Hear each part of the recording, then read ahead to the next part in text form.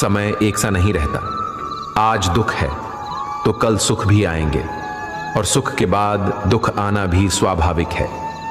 श्री कृष्ण कहते हैं, मनुष्य भी बड़ा विचित्र प्राणी है।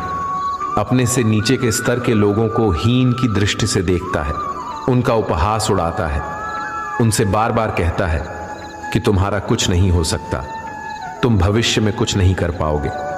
जब मनुष्य के पास धन, संपत्ति, मान सम्मान होता है तो दूसरों का आदर नहीं करता, परंतु वो एक बात भूल जाता है कि उससे भी अधिक शक्तिशाली कोई अस्तित्व में है और वो है समय।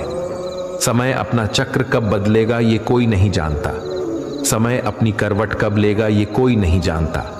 कोयला भी समय के साथ हीरे में परिवर्तित हो जाता है। इसीलिए जीवन में कभी भी किसी का समय एक सा नहीं रहता। आज दुख है